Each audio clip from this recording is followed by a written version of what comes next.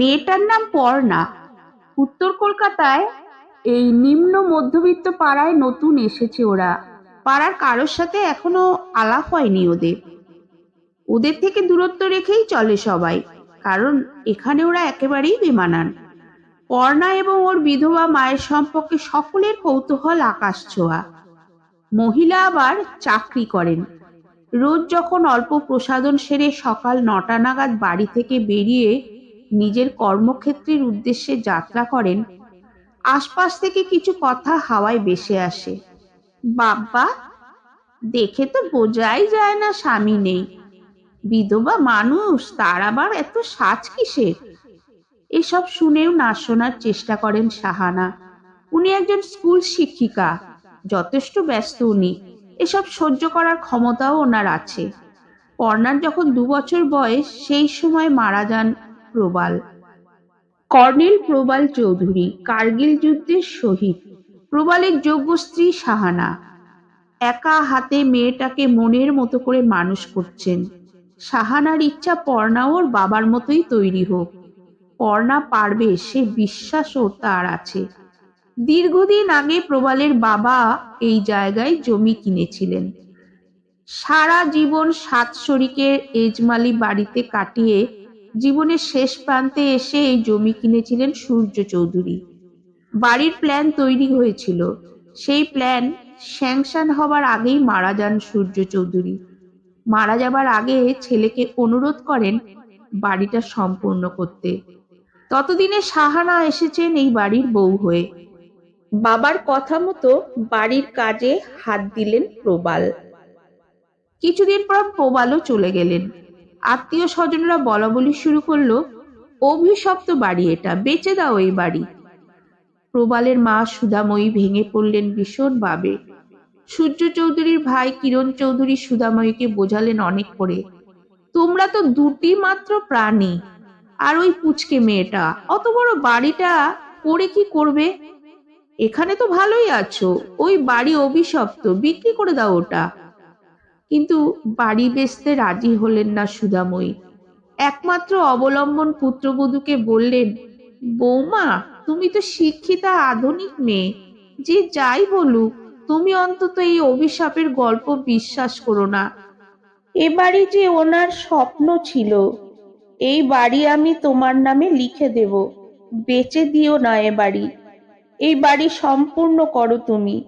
আমি জানি তুমি পারবে। কোনো ক্ষতি হবে না তোমার বা তোমার সন্তানের। আমি যতদিন আছি আগলে রাখবো তোমাদের। বাড়ি তৈরি হলো। গৃহপ্রবেশের আগেই অদ্ভুতভাবে মারা গেলেন সুধাময়ী। দীর্ঘদিন ধরে হার্টের সমস্যায় ভুগছিলেন মানুষটা। সুগারটাও অনেক বেশি ছিল। চলে গেলেন আচমকা। না, ঠিক আচমকা নয়। বাথরুমের মেঝেতে সাবান জল ছিল। পা স্লিপ করে পড়ে গিয়েছিলেন সুধাময়ী। সাথে সাথেই হার্ট অ্যাটাক হয় ওনার। কান্নায় ভেঙে পড়লেন সাহানা। কিন্তু ফটকা একটা ছিল, বাড়িটা এজমালি হলেও বাথরুমটা নয়। এত বড় বাড়িতে ৫-৬খানা বাথরুম। সুধাময়ীর বাথরুমে অসময়ে সাবান জল এলো কোথা থেকে? জ্ঞাতিরা ছিছি করতে লাগলো। অভিশপ্ত বাড়ি জেনেও বুড়ির কথায় মেতে বাড়িটা বানিয়ে ফেললে। এবার একা ভোগ করবে তো? বলিহারি লোভ তোমার। এবার তোমার মেয়েটার যদি কিছু হয়? শিউরে উঠে পর্ণাকে বুকে জড়িয়ে ধরেছিলেন সাহানা। প্রবালের ভালোবাসা, শ্বশুর শাশুড়ি চোখের মণি, আদরের পুত্রবধূ সাহানা। জ্ঞাতিদের কথার চাবুকে আহত হয়ে যন্ত্রণায় বিদ্ধ হতে থাকেন। একমাত্র কন্যা পর্ণা এবার মায়ের অবলম্বন হয়ে দাঁড়ায়। মাকে বোঝায় পর্ণা, ওসবে কান দিও না মা, ওরা এমন বলবেই। আমরা এই বাড়ির বদনাম ঠিক কাটিয়ে দেব, দেখো। ওর মুখ চেয়ে আবার মাথা তুলে দাঁড়ালো সাহানা। গৃহপ্রবেশের পরে শরিকি বাড়ি ছেড়ে মেয়েকে নিয়ে উঠে আসেন নতুন বাড়িতে। কোচিং সেন্টারটা বাড়ি থেকে একটু দূরেই। সাইকেলে করে যাতায়াত করে পড়না। ফিরতে রাত 9টা বাজে প্রায়। গলির মুখটায় বসে থাকা ছেলেগুলো ফেরার সময় ইদানিং বড় উৎপাত করছিল। 6জন থাকে ওরা। অশালীন ইঙ্গিত, উল্টোপাল্টা কথা। মা বলেছে কুকুরের ডাক লোকে এড়িয়েই চলে, ওদের ডাকের বিরুদ্ধে ডাক তোলে না কেউ। সেই ভেবেই ওদের এড়িয়ে যাচ্ছিল পর্ণা। পুজোর আর মাত্র 4 দিন বাকি। আজ এই 6টা ছেলে হঠাৎ ওর রাস্তা আটকে দাঁড়ালো। বাধ্য হলো পর্ণা সাইকেল থেকে নামতে। চারপাশ থেকে ঘিরে ধরলো ওকে ওরা। পর্ণা স্থির হয়ে সাইকেলের হ্যান্ডেল ধরে দাঁড়িয়ে। সামনের ছেলেটা বলে ওঠে, আমি লকাই, এ অঞ্চলে সবাই আমাকে চেনে। কি মামনি, ভয় করছে নাকি? ওরা সকলে হো হো করে হেসে ওঠে। আবার বলে লখাই, ভয় পেও না, ভয় পেও না, তোমায় আমি মারবো না। সত্যি বলছি, কুস্তি করে তোমার সঙ্গে পারবো না। হাসির হুল্লোড় উঠল ওকে ঘিরে। আরেকজন বলে, সত্যি পারবো না, আমরা শুধু একটু খেলবো তোমার সাথে। কি খেলবে তো কুকুমানি? সাইকেলের হ্যান্ডেল ধরা পর্ণার হাতের ওপর হাত রাখে ছেলেটা। সাইকেলটা রাস্তার পাশে স্ট্যান্ড করে ছেলের দলের দিকে তাকায় পর্ণা। হ্যাঁ খেলবো তো, কিন্তু ছড়াটা কে বললি কমপ্লিট কর আগে। লকাই বলে, এই দেখো, আমরা কি তোমার মতো লেখাপড়া শিখেছি নাকি? ওই 2 লাইনই তো মনে আছে। এসো এসো, আর দেরি করো না, তোমার মা খুঁজতে চলে এলে পুরো খেলাটাই ভেস্তে যাবে। ছেলেটা এগিয়ে আসে পর্ণার দিকে। দ্রুত পেছনে হটতে গিয়েও পারে না পর্ণা। পেছনের ছেলেগুলো গরম নিঃশ্বাস ফেলছে ওর পিঠের ওপর। ভয় না পেয়ে পর্ণা বলে ওঠে, আমার মনে আছে, বলছি শোন। মনটা আমার বড্ড নরম, হাড়ে আমার রাগটি নেই। তোমায় আমি চিবিয়ে খাবো এমন আমার সাধ্যি নেই। বলার সাথে সাথেই বাঁ হাত দিয়ে সামনে দাঁড়ানো লখাইয়ের মুখটা ধরে সজোরে ধাক্কা মারে। অনেকটা পেছনে ছিটকে পড়ে লখাই। বাকিরা হতচকিত হয়ে পড়তে পর্ণা তেড়ে যায় ওদের দিকে। মাথায় আমার শিং দেখে ভাই ভয় পেয়েছো কতই না। জানো না মোর মাথার ব্যারাম, কাউকে আমি গুতোই না। নিজেকে সামলে নিয়ে উঠে দাঁড়িয়েছে লখাই।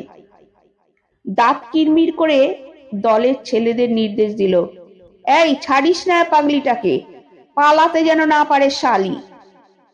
লকাইয়ের নির্দেশ পেয়ে বাকি 5জন চেপে ধরে পর্ণাকে।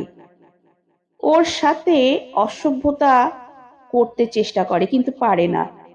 তার আগেই কিভাবে যেন 5জনে 5 দিকে ছিটকে পড়ে।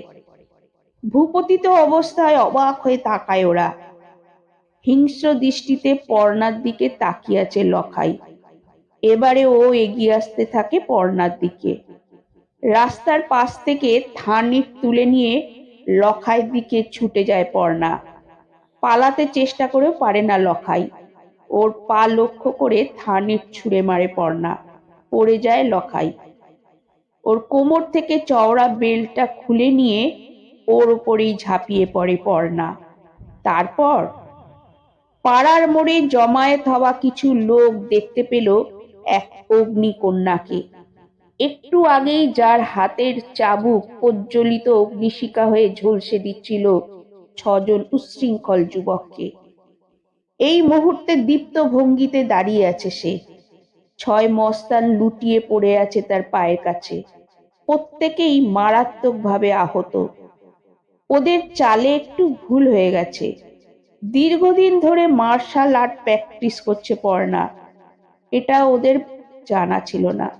দ্রুত ফোন বার করে স্থানীয় থানায় ফোন করে পর্ণা, স্যার, দেবীপক্ষ পড়ে গেছে, আজ কয়েকটা অসুর মেরেছি আমি, তবে প্রত্যেকেই বেঁচে আছে এখনো। দ্রুত এসে ব্যবস্থা নিন আপনারা। এইটুকু একটা মেয়ের সাহস দেখে সকলে অবাক।